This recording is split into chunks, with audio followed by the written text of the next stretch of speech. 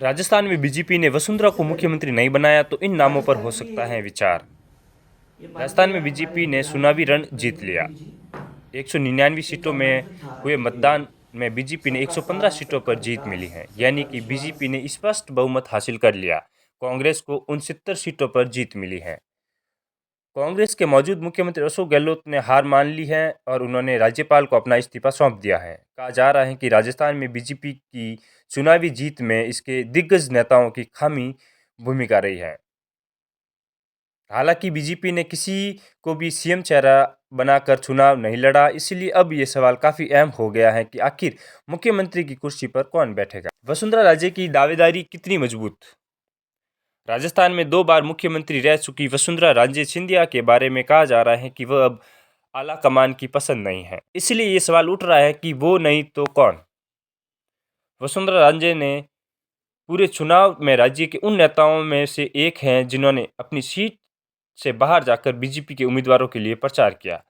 कांग्रेस के मौजूद कांग्रेस के मौजूद सीएम अशोक गहलोत तो ये कहते रहे कि वसुंधरा ही बीजेपी की चेहरा है, लेकिन कई लोग दावा करते हैं कि बीजेपी का आला कमान और वसुंधरा के रिश्ते बेहतर नहीं हैं। वसुंधरा के बारे में यही कहा जा रहा है कि आरएसएस में उनकी अच्छी पैठ नहीं है, लेकिन वसुंधरा राजस्थान की 2 बार मुख्यमंत्री रह चुकी है। कहा जा रहा है कि उनके 50% नेताओं ने पार्टी की ओर से चुनाव लड़ा है और इसमें ज़्यादातर को जीत मिली है।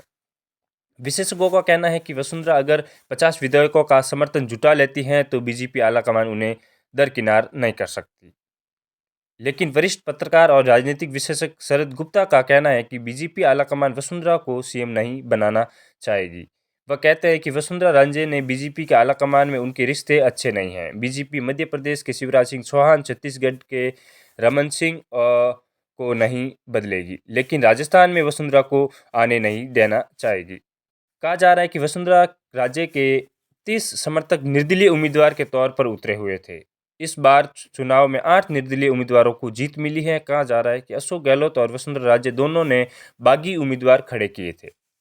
राजस्थान में सीएम वसुंधरा नहीं तो कौन, ये सवाल अब अक्सर हर किसी की जुबां पर है। एक बड़ा नाम सामने आया दिया कुमारी का। राजसमंद की सांसद दिया कुमारी भी वसुंधरा राजे की तरह राज परिवार से आती है। उन्हें पीएम नरेंद्र मोदी समेत पूरे बीजेपी आलाकमान का पसंदीदा माना जाता है। दिया कुमारी जयपुर के राज परिवार की बेटी हैं। जयपुर की पूर्व राजमाता गायत्री देवी का इंदिरा गांधी के 36 का आंकड़ा रहा था।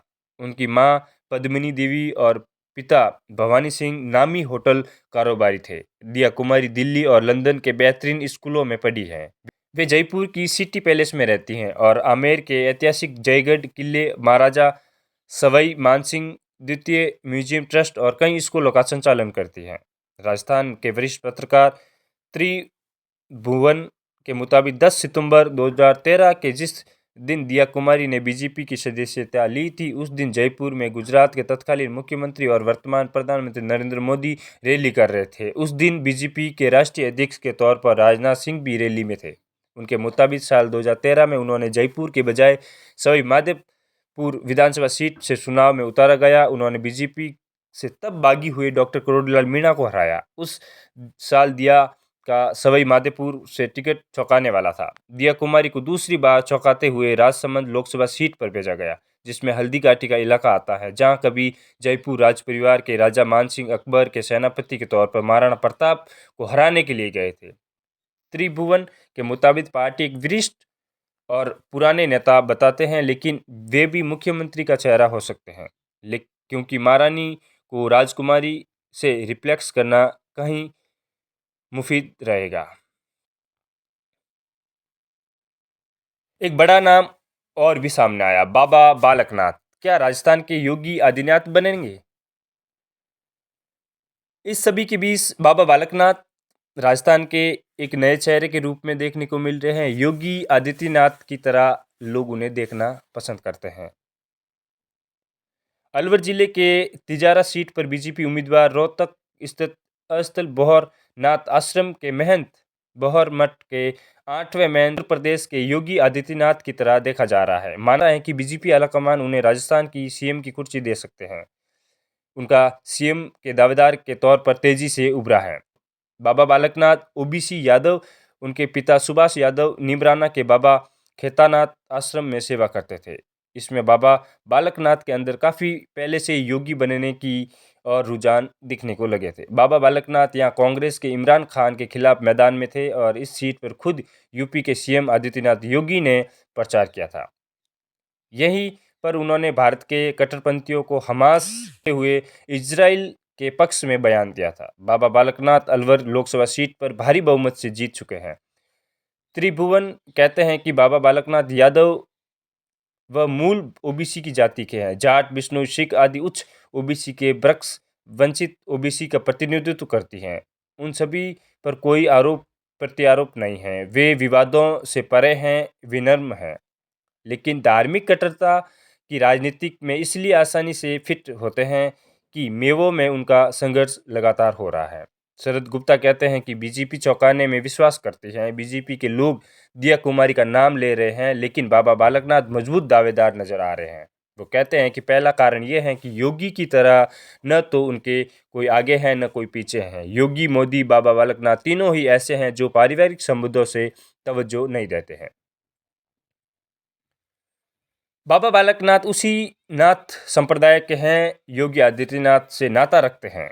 वो कहते हैं कि मेरा मानना है कि श्री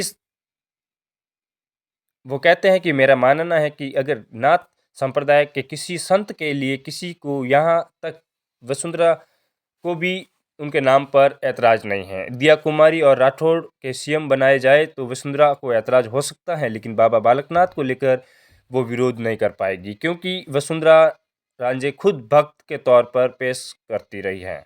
शरद गुप्ता कहते हैं कि हालांकि दिया कुमारी को बीजेपी की पसंद हो सकती है, लेकिन उनके पास प्रशासनिक क्षमता नहीं है। ऐसे में वसुंधरा का असर कम दिखने के लिए बाबा बालकनाथ बीजेपी के पसंद हो सकती हैं। सिंह शेखावत के भीतर वसुंधरा राजे के प्रति विरोधी माने जाते हैं। जोधपुर सीट से सीएम अशोक गहलोत के बेटे वैभव गहलोत को हराने वाले शेखावत केंद्र में मंत्री हैं। शेखावत गहलोत से टकराते रहे हैं। दोनों एक दूसरे के खिलाफ तीखी प्रतिक्रिया जाहिर करते दिखते हैं। शेखावत पर गहलोत सरकार को गिराने की कोशिश करने का आरोप लगा था।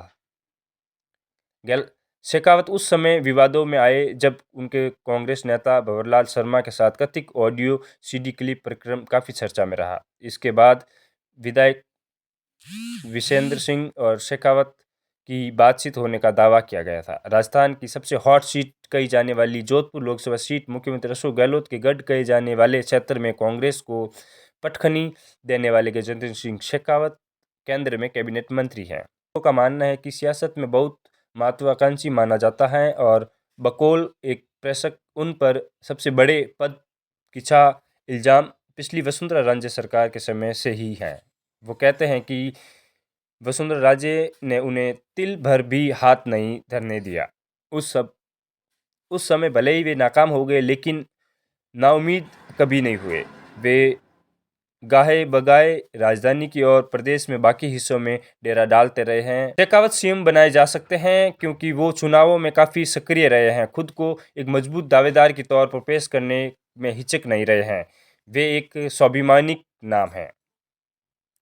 कोटा के ओम बिरला फिलहाल लोकसभा के स्पीकर हैं। उन्हें सीएम पद के रेस में छुपाकर रुस्तम माना जा रहा है। उन्होंने बीजेपी और संघ के बड़े नेताओं के करीबी और विश्वास पात्र समझा